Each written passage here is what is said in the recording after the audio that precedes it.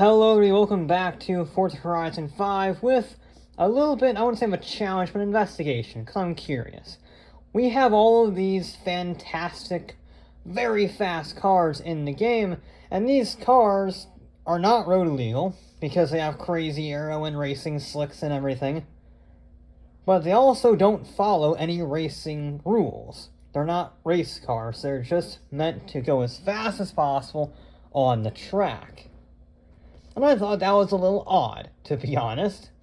So, for curiosity's sake, I put all of the track cars as Zonda are the Sesto Elemento, the MC12 Corsa, the FXX-K Evo, the AMR Pro, all of these cars. And I put them head-to-head in one of the only unlimited motorsports left. Hill climb racing. So I used my old Pikes Peak course that I built a while ago, and sent them up to see which car would be the fastest. And first up is the 599XX Evolution from Ferrari. I was thinking about using the normal 599, if there is such a thing as a normal 599XX, but that was the new car, or new, if you discount Horizon 1, that came with the weekly festival playlist. But if you have the Evolution, which is just the XX but more, why wouldn't you, right? You use the best one that you got, and this is the best 599 Ferrari ever built. It's also the slowest car of today, which is kind of saying something. It did a very impressive 336 dead up the mountain. Now, bear in mind that when I compared the FXX-K Evo against the normal FXX-K and the Ferrari the Ferrari was doing a 340, 345 for its time up this course, because it's the same course. And this is already faster than the Ferrari, which is not a slow vehicle. But in this caliber of cars, it does struggle. It doesn't have the most horsepower. It's about 700 if I recall. And it is rear-wheel drive. So it does have some disadvantages. But this is a very good starting pistol for what is to come. Now this next car is one that everybody forgets about when it comes to track specials. The Lamborghini Sesto Elemento. Because there are some people who watched the Need for Speed movie and thought it was road legal. It's not. What it is an all carbon fiber, very light, naturally aspirated V10 with all-wheel drive. Despite that massive engine and the four-wheel drive system, it's one of the lightest cars here. In fact, I think it might be the lightest car here. It weighs less than 2,800 pounds. And that is because of its insane carbon fiber construction. I mean, Sesto Elemento literally means sixth element, which is carbon on the periodic table. It is also the least powerful because it is essentially just a Lamborghini Gallardo on one hell of a diet. So it only makes 570 horsepower, but it makes it up with the incredible lightness, and it is very good handling. There's no understeer of any kind despite the all-wheel drive system. So for having half the horsepower of some of these cars that will be coming up, the Sesto Elemento did not do too bad, but ultimately on the high-speed sections and on the acceleration out of the corners, the sheer lack of power just meant that it couldn't compete. And also the aero kit was nowhere near as big as other vehicles that we'll see later on. Still an impressive time though. Now we have the Aston Martin Vulcan AMR, because if the normal Vulcan wasn't good enough, you get the AMR Pro. Now, this has always been a bit of a sad tale. The Vulcan is a very strange car in that it's designed to be incredibly fast and has a monstrous 800 horsepower engine. The power plant is the exact same as the normal Vulcan in the AMR Pro, but it was never really that fast compared to its rivals in their classes. And well, this kind of continues because despite having 800 horsepower and a massive aero kit when compared to the Sesto Elemento, it's just under 0.2 of a second faster, a 335 dead versus a 335-2. So, it is, make no mistake, a quick car. But the Vulcan, I think it's just too heavy. It's got that big old naturally aspirated V12, which is glorious sounding. but it's not really all that fast. Its power weight ratio is not as good as other vehicles. I think the Sesto might actually have a better power weight ratio, despite having just 570 horsepower. Now, it is still a very quick car, make no mistake. This is very high into R class, but when combined with the rear-wheel drive launch, which does not help it out of some of these corners, and the pretty heavy engine that is in this thing, it does tend to struggle. It's a lot faster than normal Vulcan because of the aerodynamic trickery, and I think it's like a few pounds lighter than the normal Vulcan, but in this field, it's always seemed to underwhelm, and I think it underwhelmed a little bit today, once again. Now we have the Zonda R. We're going back to the Italians. Again, another overlooked one in comparison to the Ferraris or even the British when it comes to their track specials. But the Zonda R was one of the very early ones. It wasn't quite as early as the FXX, but this was about 2010, so this was a few years before the 599s came out, before the evolutions of the LaFerrari platform, before the Sesto Elemento even. So this was one of the early pioneers of this philosophy, and with an AMG V12 and just no weight anywhere, to be honest. It's a pretty mental vehicle. It's got a crazy rear wing that stretches all the way down to the even massiver diffuser on the back. They left nothing on the table of the, at this point, if I recall correctly, 12-year-old Zonda platform, which is when the Zonda R came out. I think the Zonda was 12 years old. So this vehicle, being this fast on such an old philosophy, on an old platform, is pretty inspiring. It's awesome. It's also about 2 seconds faster than the Sesto Elemento or the Vulcan AMR Pro, and that's pretty good. It has a lot of grip. It has a decent amount of power. Again, well, as we get more powerful vehicles, these will start to feel very slow accelerating. But it's got a good power-to-weight ratio, and as Jeremy Clarkson once said about the brakes, the only way to stop faster is to hit a tree. It is very good under braking. You can carry a lot of speed into a corner because you know you can get it stopped on time. I really like the Zonda. It's a good midfield competitor in 6th place right here, but it makes a hell of a noise, that's for sure. And in 5th place, we have the only actual race car here that is designed for racing regulations, the Maserati MC12 Corsa, because this is designed for FIA GT1, something that did very, very well. And I was curious, because all of these cars are track specials, and I wanted to include a car that actually raced. So something that was similar specs. So this has about 700 horsepower, rear-wheel drive, very lightweight, good aero kit, like everything else here. But it actually went on the circuit, and this did very well in the revamped GT1 class for the FIA. So good, in fact, that nobody else really won. It was a little embarrassing. These were immensely successful in their time.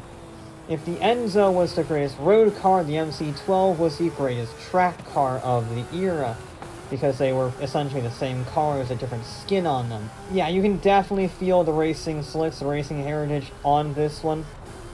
The grip, it is very similar to the previous car, to the Zonda R, to a lesser extent the AMR Pro, although these are a little bit faster accelerating and they have a little bit more grip. And that little bit more grip on each corner makes a huge difference, because we are now sub 330. Not by much, 329.8, but it is the first car to break the 330 barrier. And yeah, it's very fast. It was one of the fastest cars in Horizon 4 in terms of maxed out S2 class or X class racing. This was ultimately overshadowed by the IDR. I hope we get that back, just saying, Forza. But for a while, this was pretty much unbeatable in Horizon 4. And on the hill, in stock guys, all these cars are completely bone stock, except for one. Not doing too bad, this one. Not doing too bad for the car that actually got to race on the circuits. And here we have that one car that was modified. the Ultima Gtr 1020, because this is on road tires from stock. But since we're going up against actual race cars and track specials, I wanted to make it a little more fair, and I put this on racing slicks. Nothing else has changed, but it is on the full slick tires. And yeah, the Ultima is the car that you call when you want to humiliate some multi-million-dollar hypercars, because it's very light, less than 2,800 pounds, and very powerful. It makes 1,020 horsepower. It's a bit of a beast. And it's also technically a kit car. You can buy this and build it yourself, which is kind of crazy, which means it's very cheap.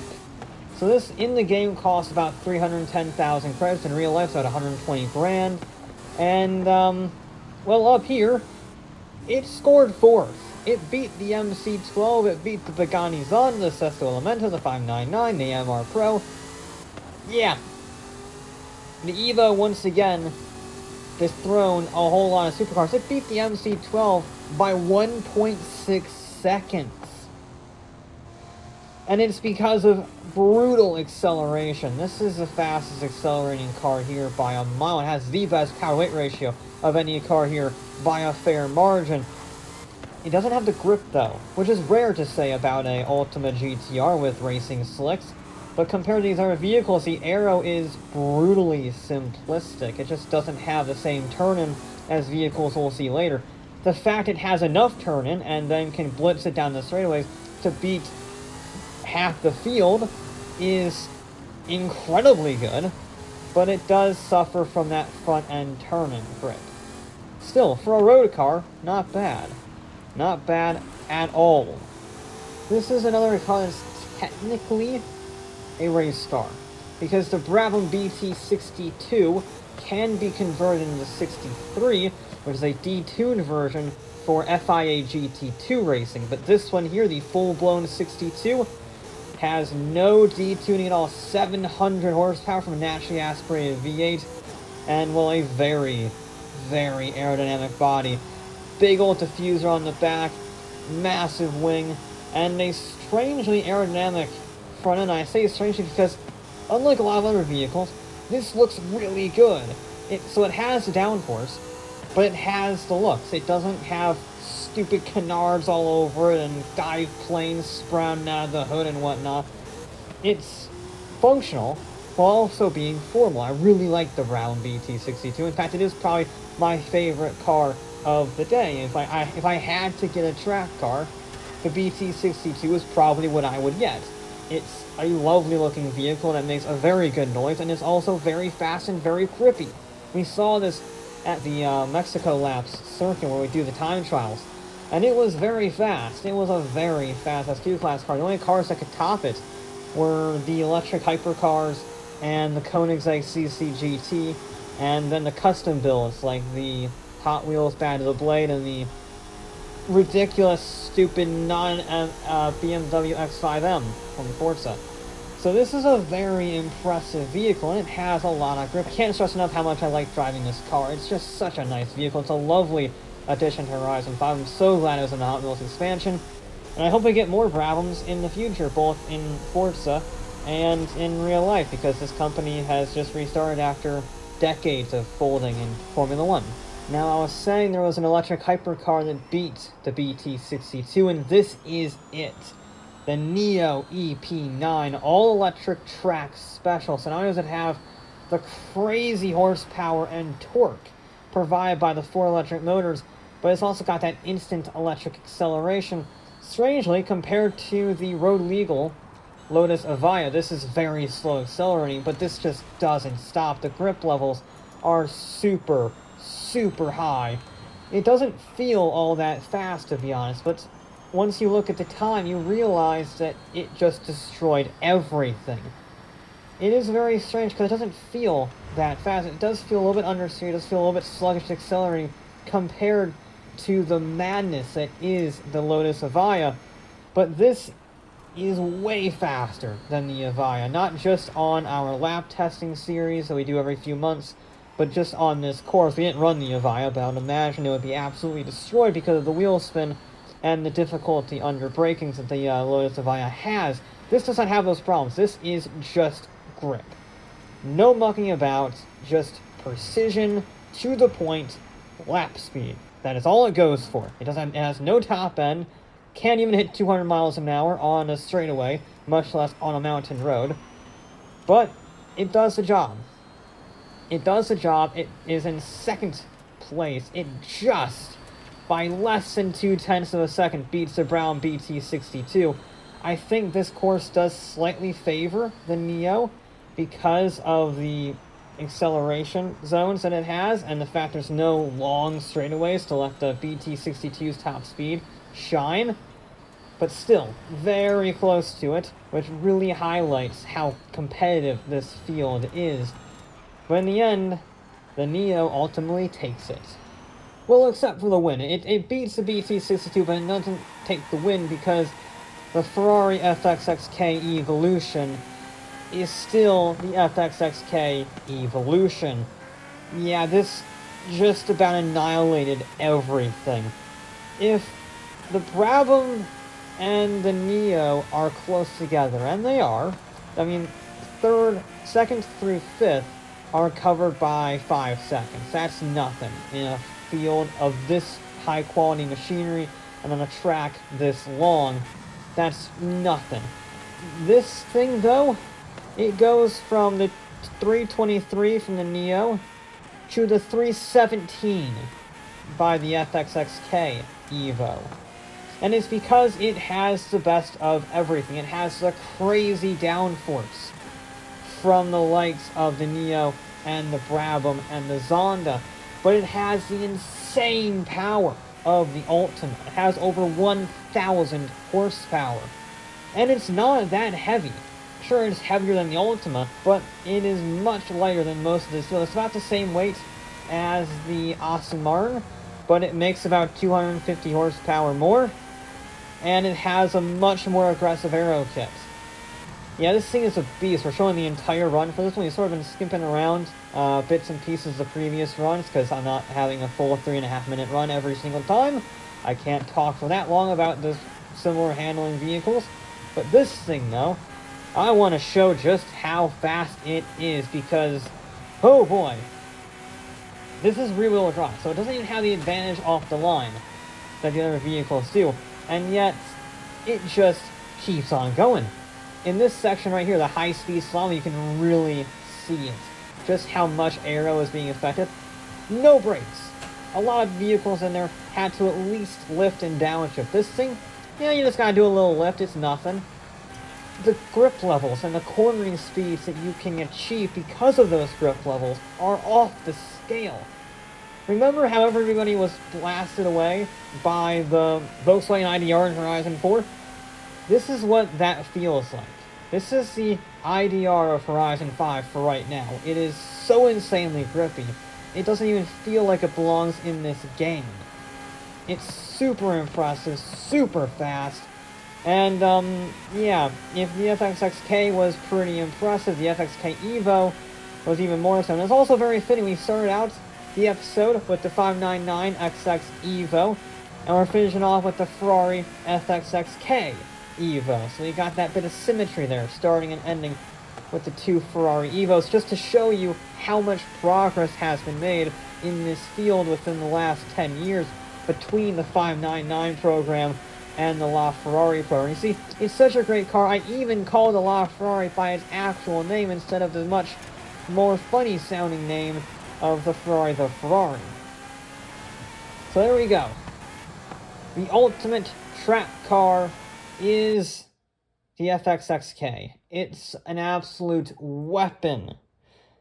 I don't know if they're going to do the same K treatment to the SF90. I hope they do, because right now the SF90 Stradale is a stupid name, because that means SF90 road car and there's no race car variant of it. But I really hope they give us an evolution version of that, so that we can see what Ferrari can do with an actual all-wheel drive hybrid system in their evolution models. But for right now, the FXX-K and its evolution variants are phenomenal. They're phenomenal machines. Absolutely unreal levels of grip, and it has the power to kick it out of the corner. But that was going to be it for this episode of Forza Horizon 5, and I'll be back with more